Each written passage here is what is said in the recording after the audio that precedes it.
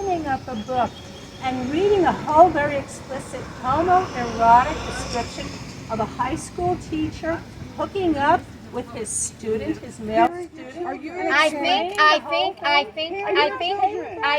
I have an unfettered access to knowledge from my children. The one who approached the teacher. What did they That's do my in the Catholic choice. Church? That's my choice.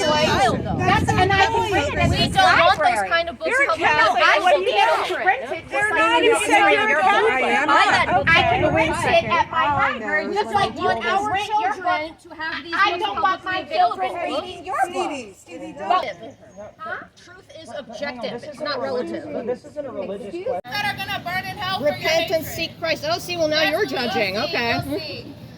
First, I want to address the nonsense about book banning and censorship that the left-wing ALA has been whining about for the last 40 years. In the U.S., anyone can publish anything and anyone can purchase anything, including explicit pornography. If you think that the First Amendment requires the library to purchase a particular book, then you have a profound ignorance of the First Amendment.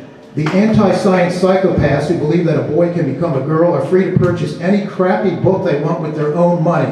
So quit whining about book banning. The real question is, what book is the library going to spend taxpayer money on? The library does not purchase every single book in print. You have only a very small percentage of all the books in print, around 1% to 2%. So it's not about censorship, it's about prudential decision-making and spending tax dollars on books.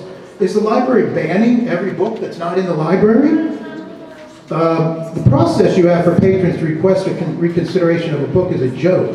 The predetermined result is always the same. It meets the requirements of the collection development policy, a policy taken directly from the ALA's unintelligible word salad statements. This is the same ALA whose president bragged about being a Marxist lesbian, the same ALA whose official position is that a boy can become a girl, the same ALA whose official position is that schools should allow boys to use the girls' bathroom, the same ALA that promotes drag queen story hour. When are we having that here? The same ALA that wrote a letter to the FBI linking complaints about books to violence against librarians when the only actual violence was from mentally ill homeless people at the Fort Worth Library. The same ALA who removed the name of Laura Ingalls Wilder from their award for children's literature because her Little House books aren't woke enough. Maybe if her book was called The Little Transgender Fairy on the Prairie, they would have kept her name on the award. The ALA has become a woke joke. You should declare independence from the established orthodoxy of the ALA cult. I think that you need to let me, when you vote on the 3 books that are up for appeal, you need to let me come up here and present my side, because you did not give the board member my request, and they're voting on something that they don't even know what they're voting on because they didn't get to read my request. So I move that the book I Am Jazz remain in its current location as per the recommendation of the ad hoc committee. I mean, what section is this in? Yeah, I was just gonna ask. Juvenile nonfiction is where I Am Jazz is located. Juvenile would be like 6 to 12. But I'll admit I have some concern and some worry about how we're handling this controversy. I believe it's wrong to sexualize our children.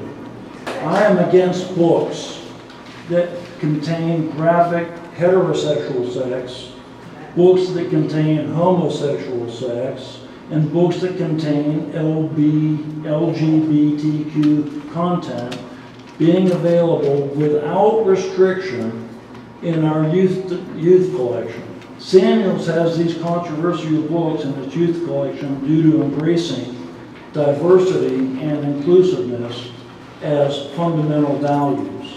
I believe that Samuel should also embrace as a fundamental value helping parents who want help and who opt in to parental controls avoid sexualization of their children.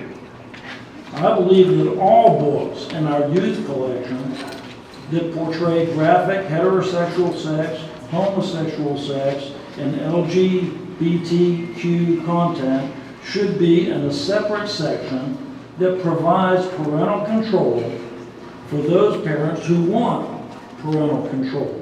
Indoctrinating children. No, tell me about the book. No, tell me about the book, because There's another book, It's also part of the children's collection. It's called This Is Why They Hate Us. It is an explicit homoerotic. So we're saying that this kind of a book doesn't have an effect on children. This is very dangerous. We are corrupting the most innocent of the innocent. And it's a huge mistake that this kind of stuff is being promoted. And this particular library has been flooded with these very books in the last 2 years. And the director of this library has been here for that very same amount of time.